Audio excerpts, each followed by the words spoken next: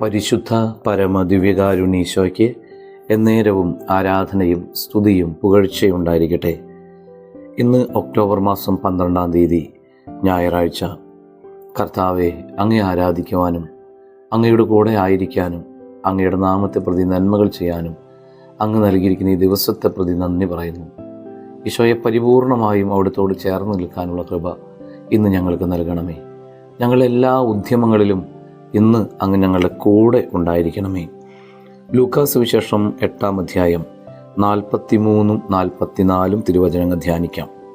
അപ്പോൾ 12 വർഷമായി രക്തസ്രാവം ഉണ്ടായിരുന്നവളും ആർക്കും സുഖപ്പെടുത്താൻ കഴിയാതിരുന്നവളുമായ ഒരു സ്ത്രീ പിന്നിലൂടെ വന്ന് അവൻ്റെ വസ്ത്രത്തിൻ്റെ വിളുമ്പിൽ സ്പർശിച്ചു. എല്ലാ വാതിലുകളും അടഞ്ഞാലും നമുക്ക് മുമ്പിൽ തുറന്നു കിടക്കുന്ന ഒരു വാതിലുണ്ട്. ആ വാതിലിനെ പരിചയപ്പെടുത്തുകയാണ് ഇന്ന് രക്തസ്രാവക്കാരിയായ ആ സ്ത്രീ. എല്ലാവരും അവളെ മാറ്റി നിർത്തിയപ്പോൾ ഒരാൾ അവളെ ചേർത്ത് നിർത്തി. എല്ലാവരും അവളെ അടിച്ചമർത്തിയപ്പോൾ ഒരാൾ യുഗാന്ത്യം വരെ ഓർക്കത്തക്ക വിധത്തിൽ അവളുടെ ജീവിതത്തെ ഉയർത്തി നിർത്തി.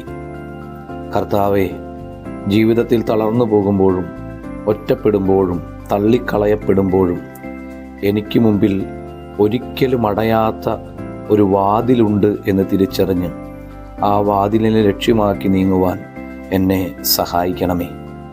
എല്ലാവർക്കും നല്ലൊരു ഞായറാഴ്ച ആശംസിക്കുന്നു. നമ്മുടെ കർത്താവ് ഈശോ മിശിഹായുടെ കൃപയും പിതാവായ ദൈവത്തിൻ്റെ സ്നേഹവും പരിശുദ്ധാത്മാവിൻ്റെ സഹവാസവും നമ്മളെല്ലാവരോടും കൂടെ ഉണ്ടായിരിക്കട്ടെ, ഇപ്പോഴും എപ്പോഴും എന്നേക്കും. ആമേൻ.